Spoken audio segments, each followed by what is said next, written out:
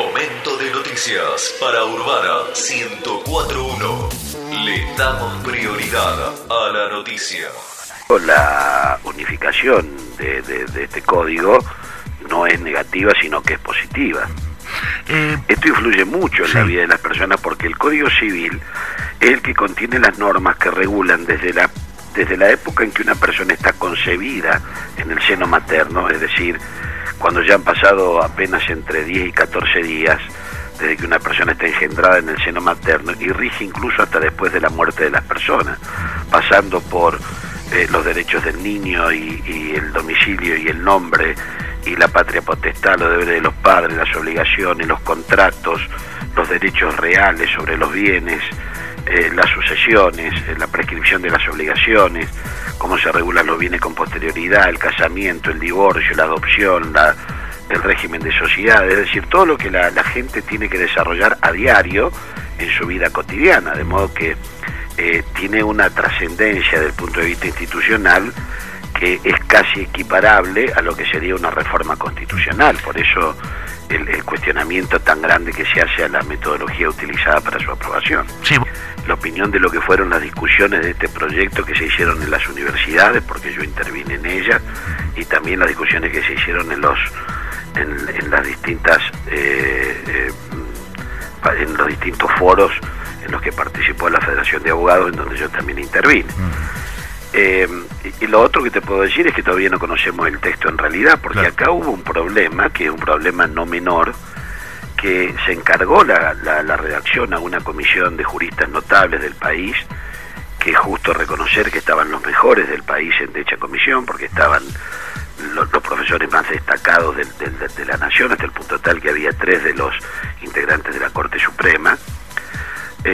Pero ese proyecto, ese anteproyecto que se presentó y que fue el que se discutió a lo largo del país, fue luego modificado por el Poder Ejecutivo en términos que no son compatibles con lo que era el proyecto que se había presentado, y esto generó en primer lugar una reacción de los que integraron la comisión redactora, que es lo que se va a hacer público en los próximos meses y todo el mundo lo va a advertir, diciendo de que este no es el código que ellos habían redactado, porque se han hecho modificaciones políticas a una ley que venía tratada prácticamente con pureza académica, más allá de que hubiera habido acuerdo o no acuerdo. Entonces acá ya hay un problema, y que es que no se ha respetado la redacción originaria del anteproyecto. El segundo problema que tiene es que este es un código que sustituye el código anterior, que es el código de Vélez-Sarsfield, que hace desde 1870 que está regulando las relaciones civiles de esta trascendencia para el país. Y ese código que sustituye, contrariamente a lo que ocurre con todos los códigos más avanzados del mundo, no tiene notas.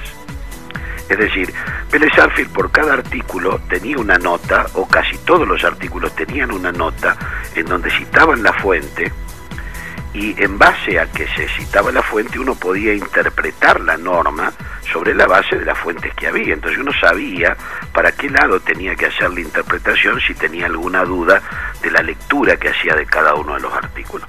Este código no tiene nota. Pero los códigos más modernos, como el Código de Quebec, como el Código de Puerto Rico, que se han dictado digamos en la última década, que se han aprobado en la última década, el Código Civil alemán, no tienen notas porque ha tenido la discusión parlamentaria y el debate académico, que se incorporan como parte, y el nuestro no lo tiene. Entonces, por ejemplo, va a haber que interpretar cuestiones que son trascendentes dentro de la vida de las personas, con relación al matrimonio, con relación a la adopción, con relación a la constitución de sociedades, a lo que es el daño moral. El daño moral va a traer una enorme cantidad de complicaciones para su reclamo, por las características y la posibilidad de que se amplíe la gama de legitimados para poder reclamarlo. Y todo esto no va a poder ser zanjado a través del propio código. Consecuentemente, cuando el código empiece a regir, los jueces van a tener que aplicarlo haciendo su propia interpretación, y esa interpretación tan subjetiva en algunos casos va a generar conflictos, y nosotros anticipamos de que se van a generar conflictos porque uno no sabe realmente qué es lo que se quiere decir. Claro.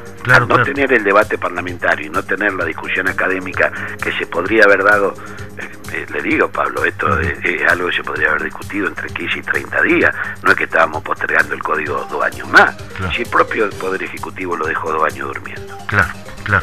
Es una lástima. Es realmente, porque se pierde algo que podría mejorar la calidad institucional y el accionar de la justicia, y que se pierde por esas modificaciones que comentabas, y que obviamente dejan muchos huecos en blanco que va a tener que ser todo interpretado por un juez, a la vez de todo el problema que va a acarrear eso, porque después va a ir, porque eso va a ir creando, dependiendo de los casos, jurisprudencias distintas también, ¿no? Por ejemplo, te doy un ejemplo.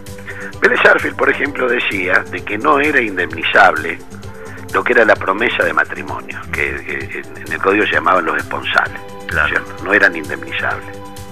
Pero él explicaba en la nota, entonces el primer problema que empezó a ocurrir es decir, está bien, si yo prometo matrimonio y después no lo cumplo, no me pueden reclamar los daños y perjuicios porque no me cumplí una promesa privada. Ahora, si yo había hecho las tarjetas y había gastado para comprar las tarjetas, había contratado el salón, que ahora hay que contratarlo un año antes, todos esos gastos no los tienen que compartir. Entonces, cuando uno leía la nota del código, Vélez decía, lo que nunca es indemnizable es la promesa de matrimonio. Lo que significa que lo otro sí era indemnizable, y había que restituir los gastos. Ahora no hay nada. Ahora lo que tenemos que hacer es interpretar nosotros, y esa interpretación subjetiva no es que uno no confíe en los jueces, porque uno confía en la interpretación jurisdiccional. El problema es que los mismos jueces van a tener sus dudas interpretativas en algunos temas que son cruciales para la vida de las personas. Y me parece que hemos perdido una gran oportunidad de reconciliarnos, porque acá no había ninguna cuestión política, no había ninguna cuestión ideológica, una gran oportunidad de pasar a ser un país con un código de avanzada. Y pasamos a ser un país con un código discutible, con algunas cuestiones discutibles, y que no sabemos todavía cómo se van a poder implementar en el futuro, ¿no? Hasta aquí, con toda la información. Urbana 104.1. Te mantenemos informado.